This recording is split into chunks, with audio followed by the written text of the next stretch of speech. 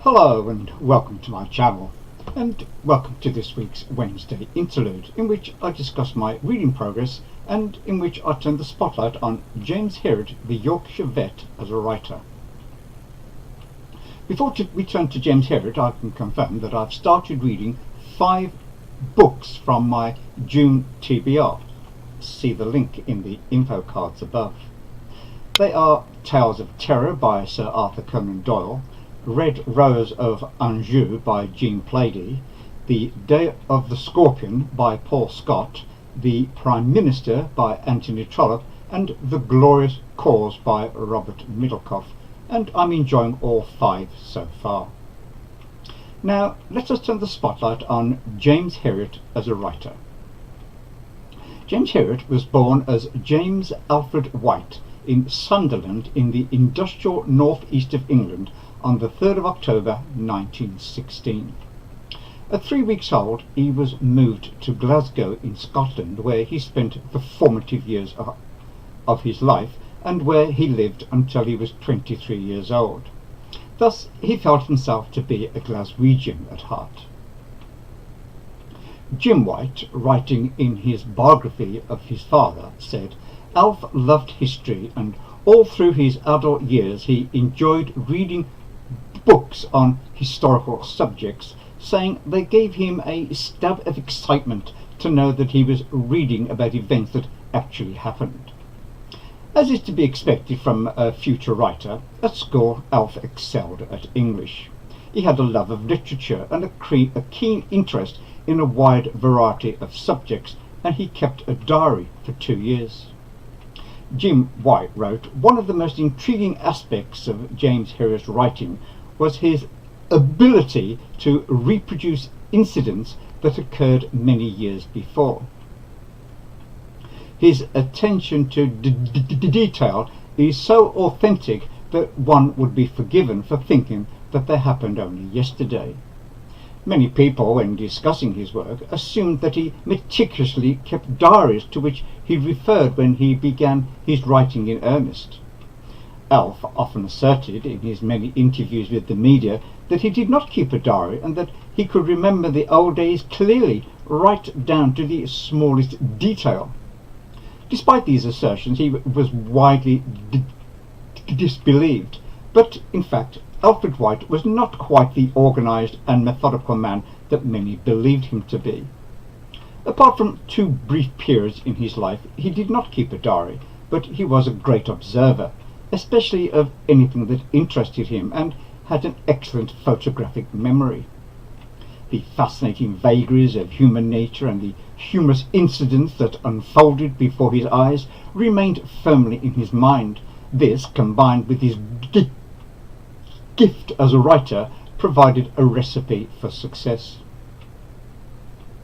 It is invariably true that the great writers are also great readers, and Herriot was no exception. Reading was one of his greatest pleasures.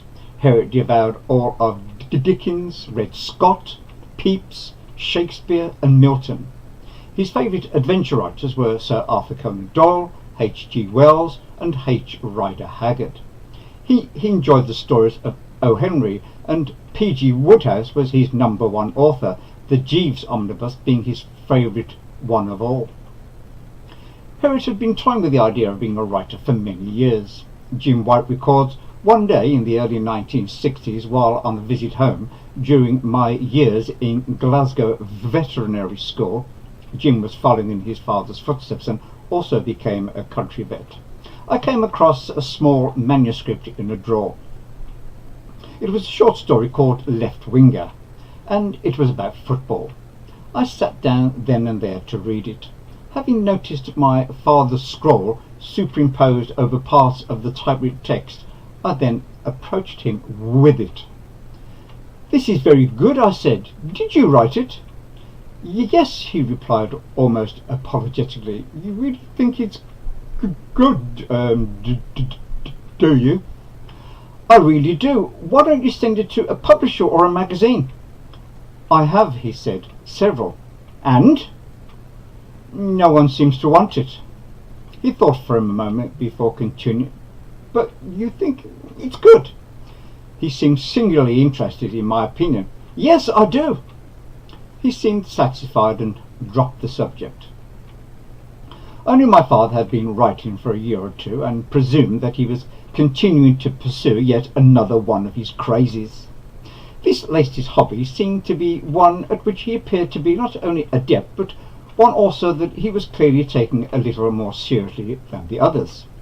I continued to believe, however, that, as with many of his other interests, he would persevere with this new enthusiasm for a while longer before giving it up for something else.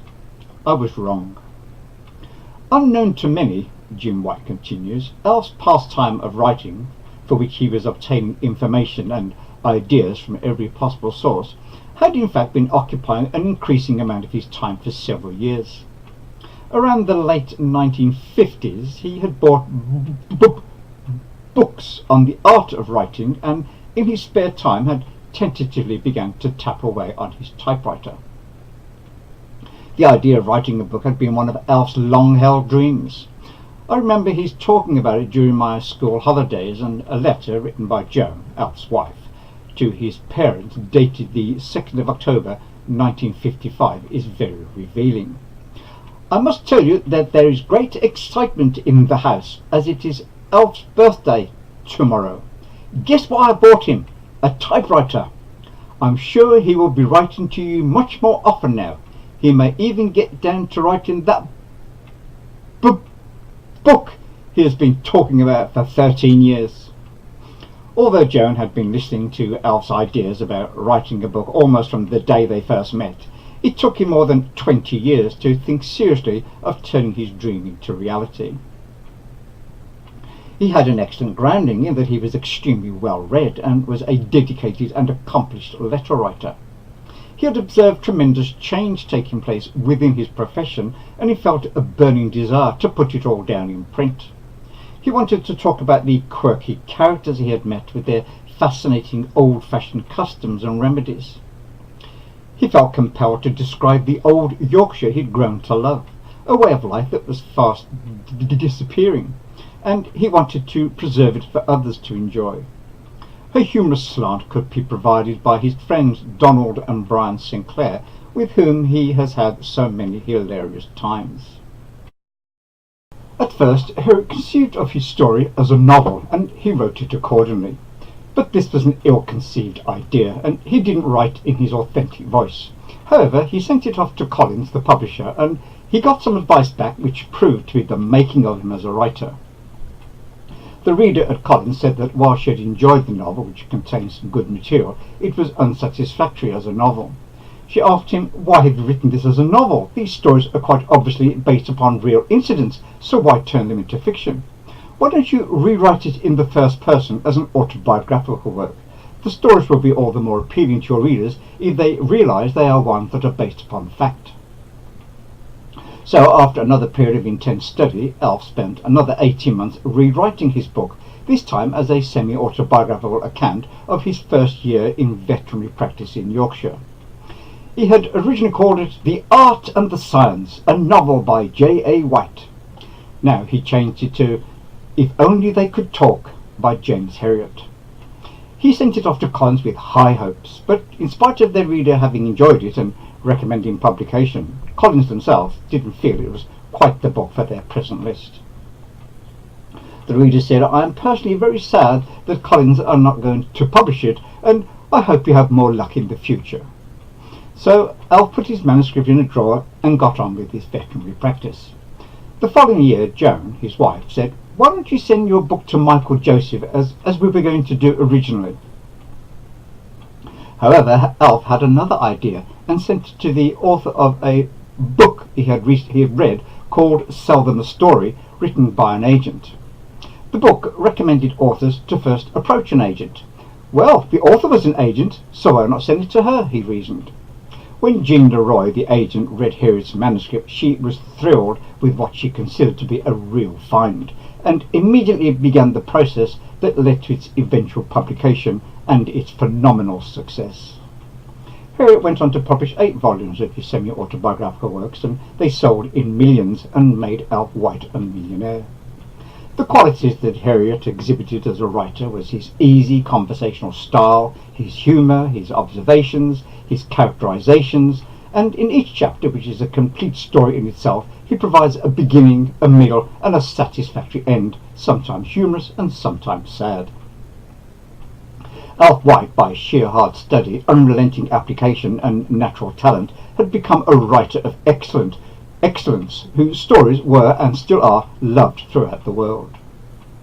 Alf Wight, aka James Herriot, died on the 23rd of February 1995, aged 78. In this brief introduction, I can only hit some of the highlights, but if you'd like to discover more about James Herriot's life and work, I refer you to The Real James Herriot by Jim Wight, and to The Best of James Herriot, published by Reader's Digest, a beautifully designed and fully illustrated version of Herriot Country, which contains abridged versions of his books and, of course, to all 8 of Herriot's books. Let me know in the comments below if, after hearing about Herriot as a writer, you're not tempted to try reading some of his semi-autobiographical works. They are all easily obtainable. There are 4 omnibus volumes available. All Creatures Great and Small, which I don't have because this is contained in the Best of James Herriot. All Things Bright and Beautiful. All Things Wise and Wonderful. The Lord God Made Them All, and Every Living Thing. In this week's Sunday morning meetup, I will be discussing 50 books to read before you die, so be sure to join me then. So that's all, folks, but I'll be back soon with another BookTube video.